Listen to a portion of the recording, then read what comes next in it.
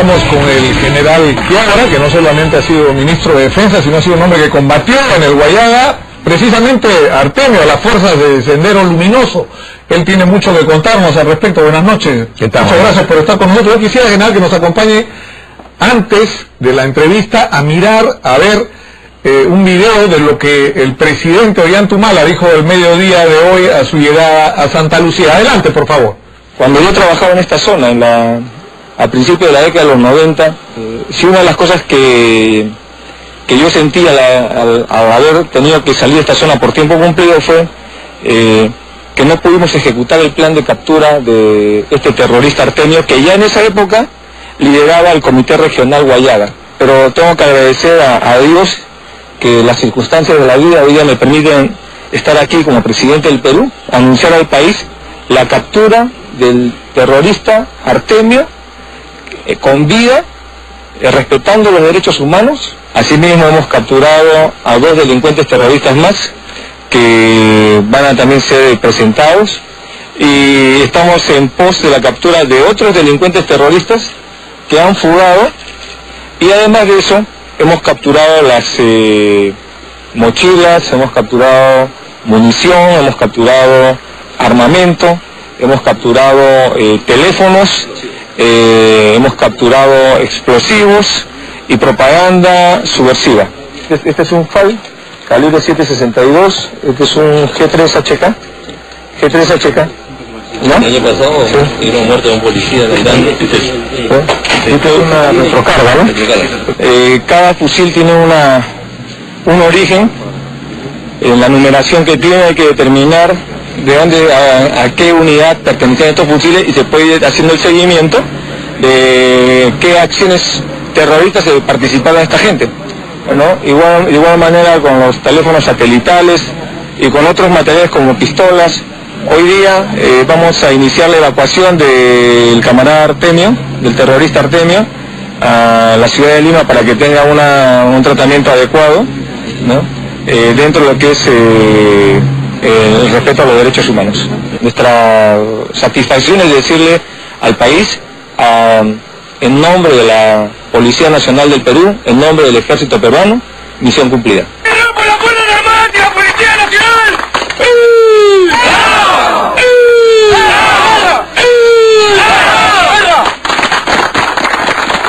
Bueno, ha sido un tremendo golpe para Sendero Luminoso, ¿no? Para lo que quedaba de Sendero Luminoso, ¿no? Claro, es importante para las fuerzas del orden el haberlo capturado, porque se demuestra que a pesar del poco apoyo logístico y de equipamiento que tienen, ellos siguen trabajando y obtienen resultados, ¿no?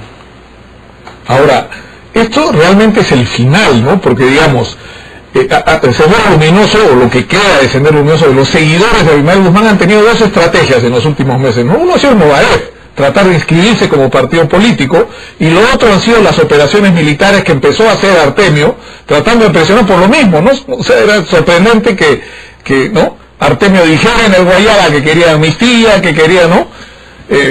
Solución política, según él, y por el otro lado el Movadef dijera lo mismo en otro terreno, ¿no?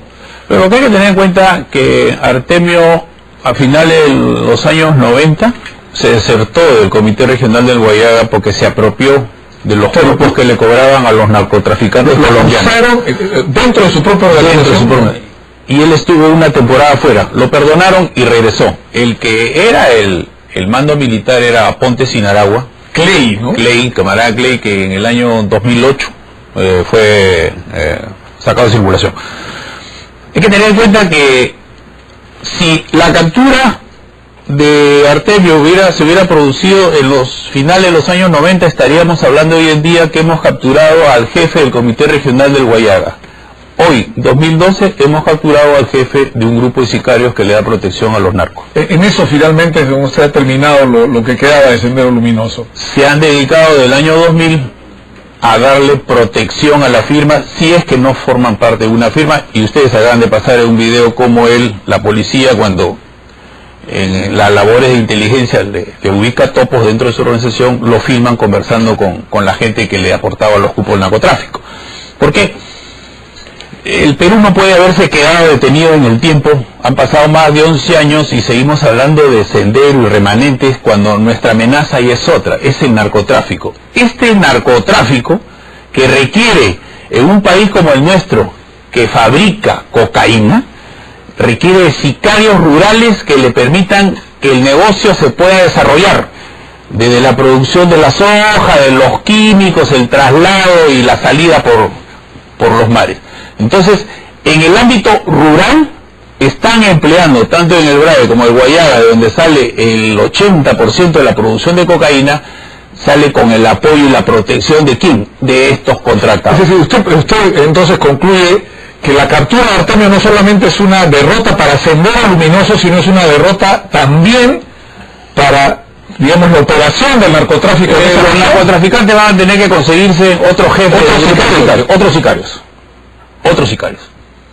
Ahora, en el BRAE, que es lo que ha anunciado el presidente, es decir, van a terminar la operación en el Guayaga siguiendo a estos que huyeron, que no eran aparentemente los 450 que en algún momento dijo Artemio, sino bastante menos, pero el objetivo ahora se traslada al BRAE de los ríos Apurímac y N, ¿no? Sí, pero los peruanos no podemos caer en el mismo error. En el año 98, cuando se firmó el acuerdo de paz con el Ecuador, en octubre, se dijo que se habían terminado todos los problemas del Perú en el frente externo y se había derrotado la subversión. Hoy día tenemos un litigio en la Corte de la Haya. ¿Nadie lo sabía? Y no se puede haber derrotado la subversión porque estamos hablando solamente de una parte, la derrota militar de Sendero Luminoso. No es la derrota total. Si el Estado hubiera consolidado la victoria militar de las Fuerzas Armadas y las Fuerzas Policiales, hubiera ingresado con la parte social del Estado, educación, vivienda, salud, transportes, agricultura, comunicaciones, no hubiera permitido que ese vacío, con esa pobreza y esa injusticia social que lo utilizó Sendero como causa, lo aprovecha hoy día aquí, el narcotráfico.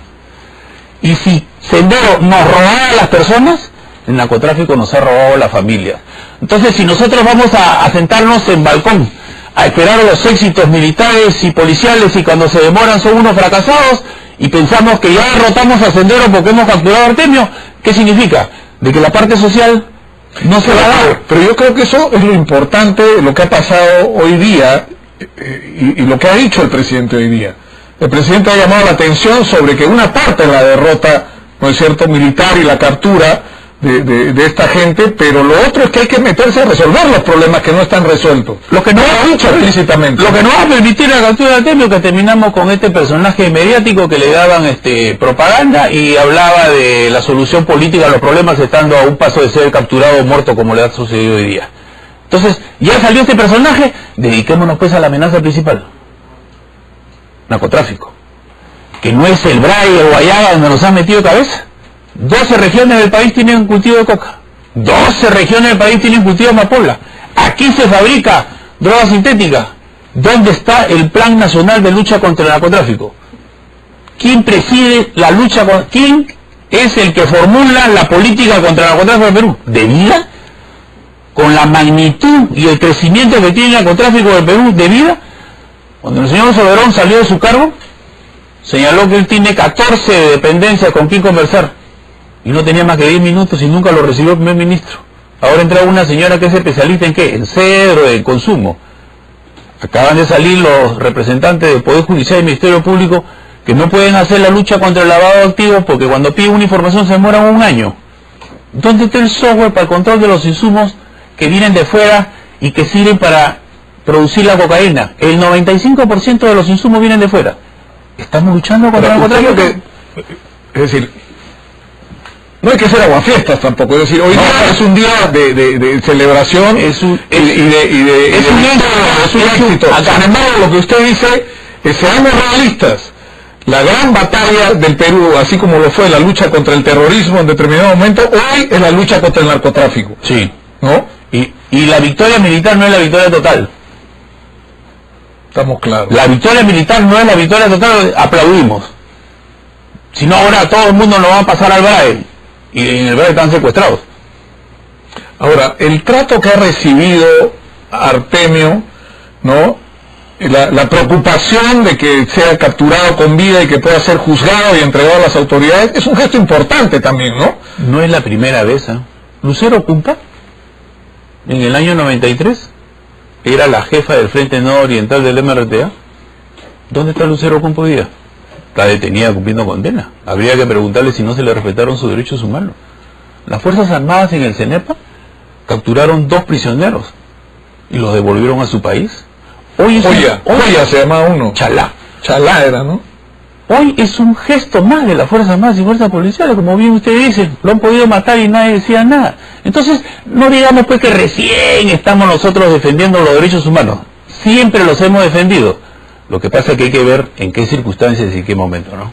Sí, acá tenemos imágenes de Artemio dentro del avión cuando estaba siendo trasladado, ¿no? Bueno, este señor no está grave, este señor va a pasar todo el resto de sus días la base naval, imagino, ¿no? Ahí podrá hablar de solución política. ¿Por cuántos crímenes va a tener que responder? El presidente decía hoy que con evaluación, no solo con los testimonios de las personas que han sido víctimas, sino con, por ejemplo, la inspección de las armas, la revisión por peritos, se puede determinar en qué atentados han participado. Pero él ha estado de los años 80, o sea, no hablemos del año 2000 para adelante, que de repente han sido los ajustes de cuenta. Veamos toda la violencia y la muerte que se hizo en los años. Estos eran los que entraban a los pueblos y ajusticiaban a las autoridades y se llevaban a los jóvenes. Estos eran. Él era. O sea, él como mando no tiene derecho, no le alcanza el arrepentimiento. Y él como mando, con su último mensaje que decía, él es culpable directo de todas las muertes que se hicieron de los años 80 hasta el año 2000. Todos los ajusticiamientos de las autoridades locales, de los jefes de las rondas, de la gente que no quería seguir en la columna. Él los ajusticiaba y él ordenaba, y en presencia de él se hacía. Eso es lo que él tiene que... Ocupaban los pueblos, y para empezar, a todo aquel que era... Hacían su juicio popular, todos los... Ponían a la autoridad, ¿no? Como un mensaje los mataban. Entonces, ¿quién habrá sido pues el ideólogo que les dijo que había que matar a la gente para transformar al Perú? Él es el culpable de esa violencia. Eso tiene que pagar. Y eso puede ocurrir felizmente porque está vivo, ¿no? Eso es importante, también eso es una señal, ¿no? Él va a terminar conversando con su jefe, ahora que no conversaba con él, ahora va a conversar su jefe en la base naval, seguramente le van al tiempo libre.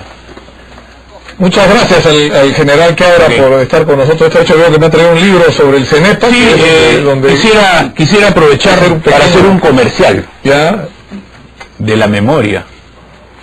Este miércoles el Ejército hace una ceremonia, como hace todos los años, el 22 de febrero, en homenaje a los veteranos de la guerra del CENEPA. Los olvidados. ¿Alguien se acuerda de que gracias a la guerra del CENEPA se tiene hoy la paz con Ecuador?